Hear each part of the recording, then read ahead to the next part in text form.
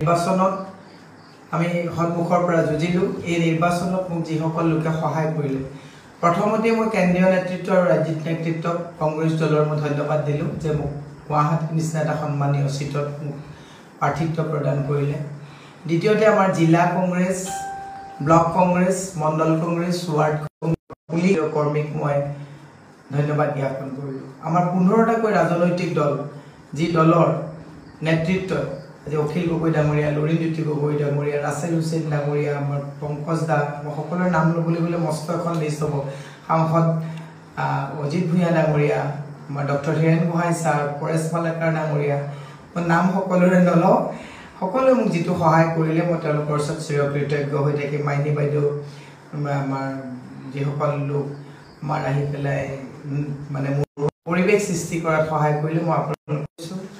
আমাক আৰক্ষী বিভাগৰ ফালৰ পৰা যিসকল PSO দিছে তেওঁলোকেও অভাৰটাইম কৰি মোক যিখিনি সহযোগিতা কৰিছে তেওঁলোকৰ প্ৰতি মই কৃতজ্ঞতা জ্ঞাপন কৰিছোঁ।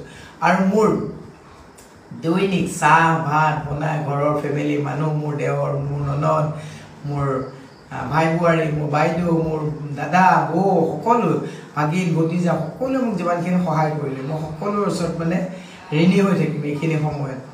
গতিকে মই সকলোৰে নাম ল'লে ইজনৰ সিজনৰ মাজত জিদা হ'ব যে মোৰ নাম ল'লে মোৰ নাম নল'লে যথেষ্ট।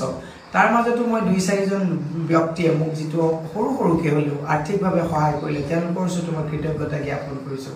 আৰু এই কৃতজ্ঞতা জ্ঞাপন কৰাৰ মাজত যদি 2-4জন কোনোবা ৰখি গৈছে মোক ক্ষমা কৰিব।